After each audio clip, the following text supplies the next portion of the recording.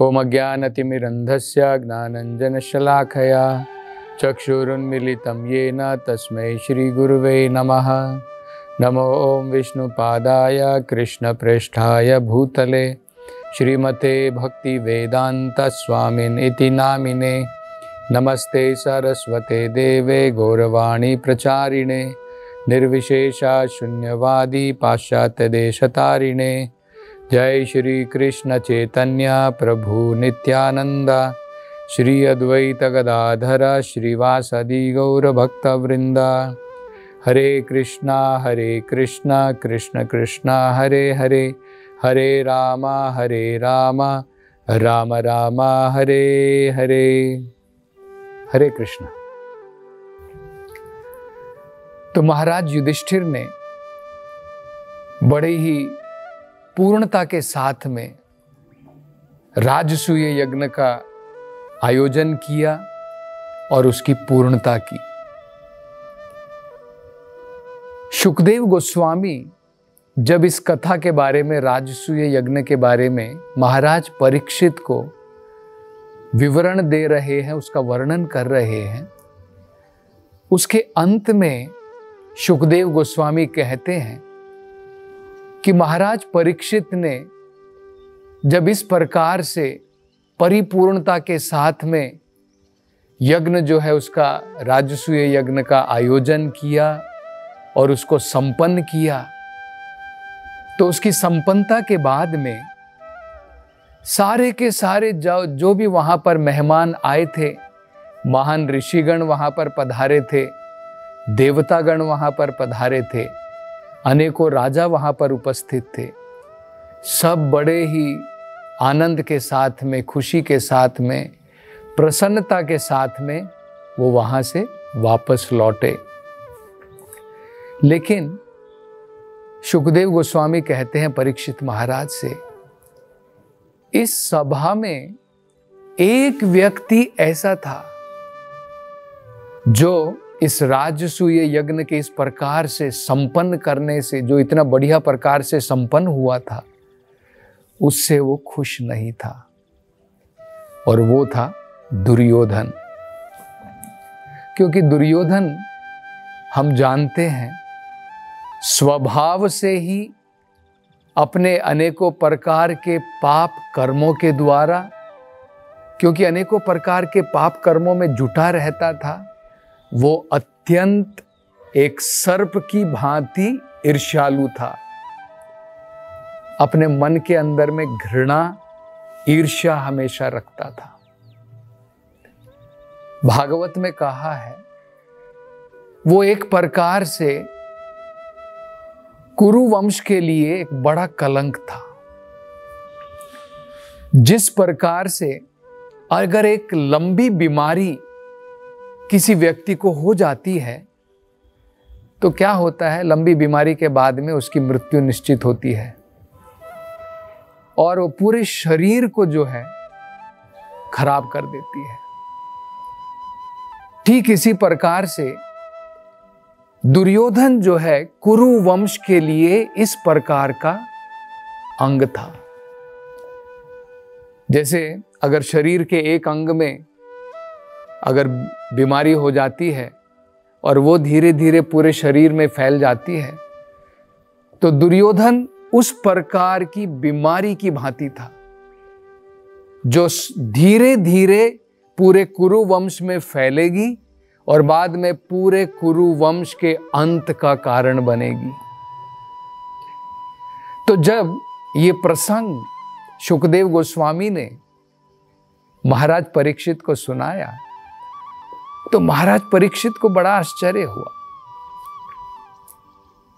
उन्होंने ये प्रश्न पूछा शुकदेव गोस्वामी से कि महाराज युधिष्ठिर जो मेरे जो दादा थे, क्योंकि परीक्षित महाराज उनके पोते के बराबर है, अभिमन्यु के पुत्र है, तो कहते हैं महाराज युधिष्ठिर वो तो अजात शत्रु थे, मतलब कोई उनका शत्रु नहीं था। फिर जब उन्होंने इस प्रकार से बढ़िया प्रकार से जो राजसूय यज्ञ का आयोजन किया, उसकी संपन्नता की, उसकी पूर्णता उस प्रकार से उन्होंने की।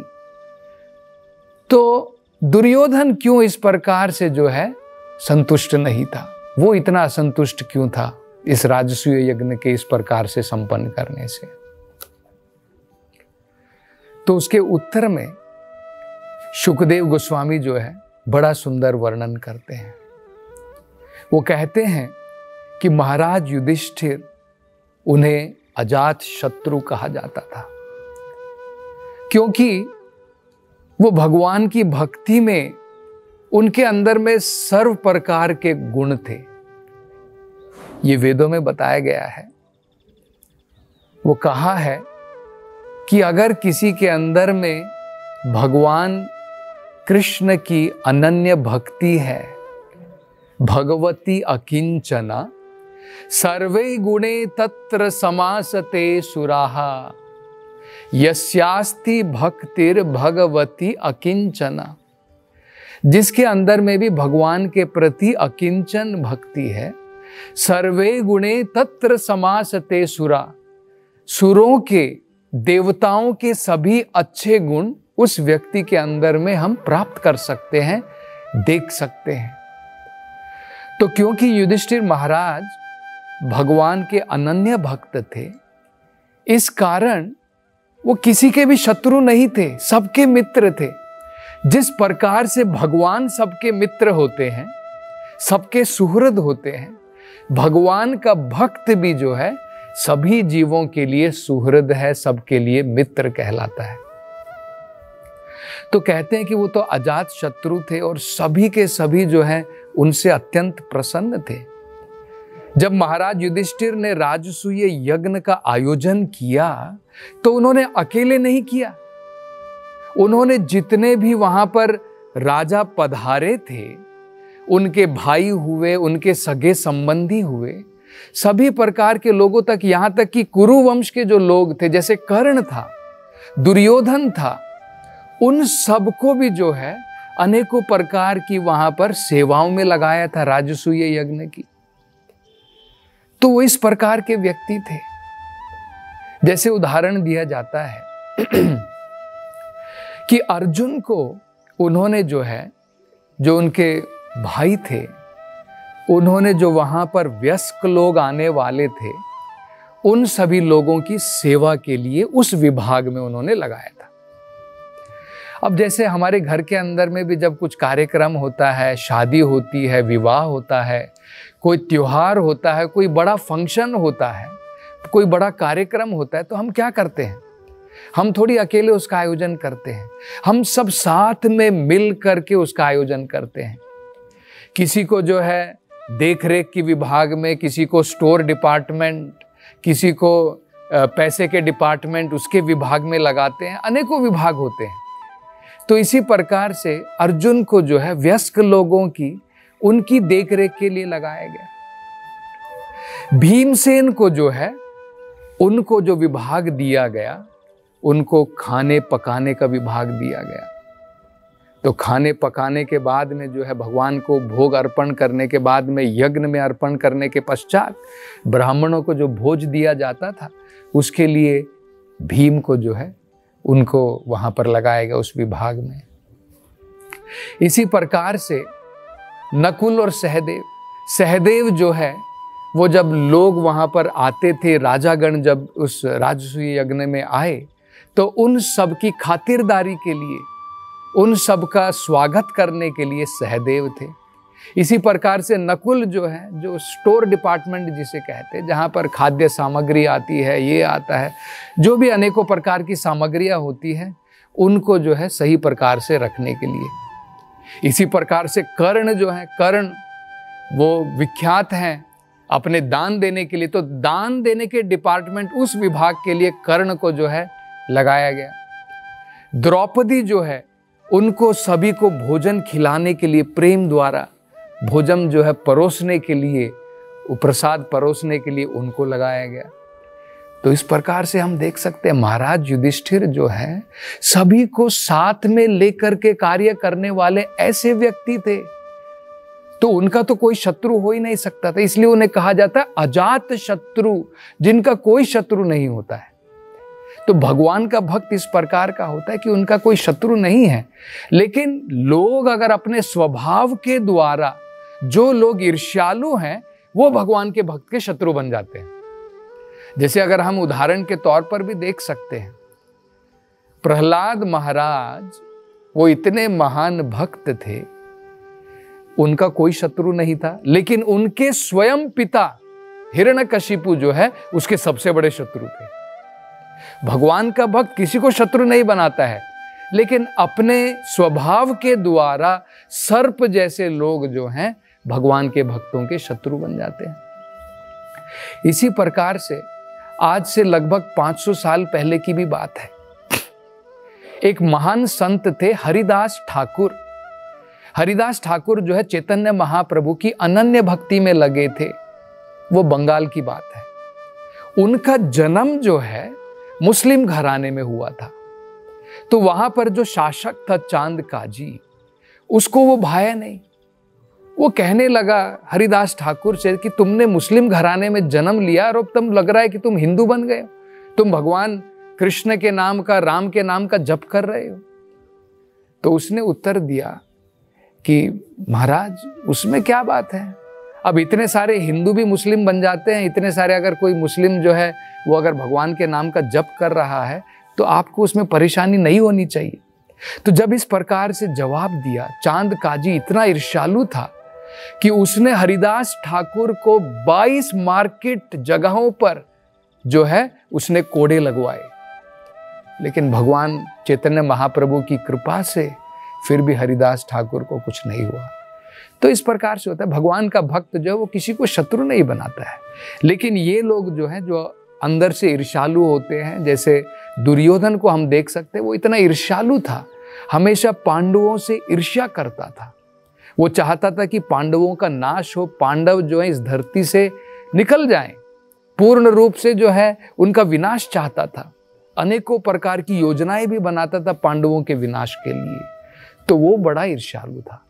तो वो जो है इस प्रकार से जब महाराज युधिष्ठिर ने राजसूय यज्ञ का आयोजन किया, वो ईर्ष्या से भर गया। तो आगे बताया जाता है कि इस प्रकार से राजसूय यज्ञ जब आयोजन किया गया, अलग अलग विभागों में लोग जो हैं उन्होंने बढ़िया प्रकार से जो है राजसूय यज्ञ का संपन्न किया। और राजसूय यज्ञ समाप्त होने के बाद में जब उसकी संपन्नता इस प्रकार से हुई, तो महाराज युधिष्ठिर जो है वैदिक प्रणाली के अनुसार राजसूय यज्ञ के बाद एक पवित्र स्नान होता है जिसे अवभृत स्नान कहा जाता है। एक प्रकार का पवित्र स्नान है।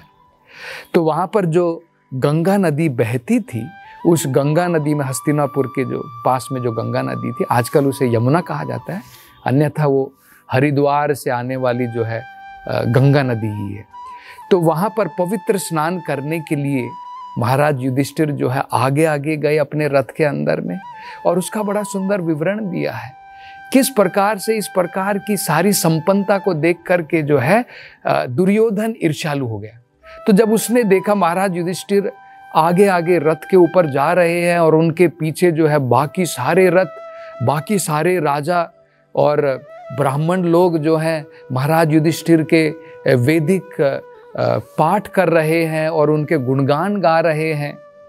और इसी प्रकार से भागवत में ये भी कहा है कि देवतागण भी ऊपर से उनके इस प्रकार के पवित्र स्नान को देखने के लिए देवतागण भी ऊपर से आए। उन्होंने भी जो है फूलों की वर्षा वहां से प्रारंभ की। अनेकों प्रकार के जो है दुंदुभी बजाई गई, शंख का नाद किया गया, नगाड़े बजाए गए।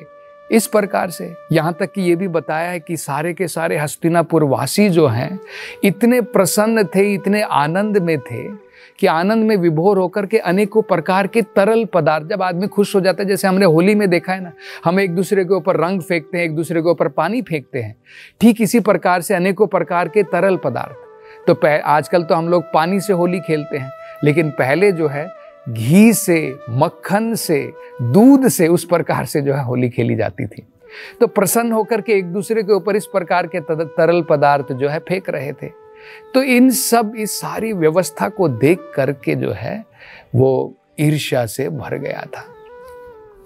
और आगे ये भी बताया जाता है कि इस प्रकार से अव्रभृत जो है स्नान, इस पवित्र स्नान करने के पश्चात एक और जो है नियम बताया जाता है। राजसूय यज्ञ संपन्न होने के पश्चात में एक प्रकार का जो है वैदिक प्रणाली के अनुसार नियम होता है, जिसे कहा जाता है सहपत्नी यज्ञ। मतलब पत्नी के साथ में मिल करके एक यज्ञ करना पड़ता है, क्योंकि वो अर्धांगिनी कहलाती है, हमारा आधा भाग जो हमारी पत्नी कहलाती है। तो उनके साथ में मिलकर के जो है उन्होंने उस यज्ञ का आयोजन किया, और उस यज्ञ के आयोजन के बाद में दोबारा वो पवित्र स्नान के लिए जब अपनी पत्नी के साथ में, द्रौपदी के साथ में वहाँ पर गए, और सेम इसी प्रकार से जो है बड़े ही धूमधाम के साथ में वो वहाँ पर स्नान के लिए वहाँ पर गए। और स्नान करने के पश्चात में जब महाराज युधिष्ठिर ने अनेकों प्रकार के आभूषण पहने और अपने जो है रेशम के वस्त्र पहने, और जब अपनी राजगद्दी पर इस प्रकार से विराजमान हुए, और सारे के सारे जो राजा वहाँ पर मौजूद थे और जितने भी वहाँ पर महान संत थे, उन सबको जो है दान के साथ में अनेकों प्रकार की जो है उन्होंने मित्रता के साथ में मीठे बोल बोले। और जब इस प्रकार से दुर्योधन ने देखा कि किस प्रकार से सभी लोग प्रसन्न हैं, महाराज युधिष्ठिर ने इतना बड़ा संपन्न किया राजसूय यज्ञ, और इतने मित्रता के साथ में उन्होंने जो है सबके साथ में इस प्रकार का व्यवहार किया, इस सब को देख करके जो है दुर्योधन अत्यंत ईर्ष्यालु हो गया। और आगे उसकी और ईर्ष्या का क्या कारण था, इसकी चर्चा हम अगली कथा में करेंगे। हरे कृष्ण।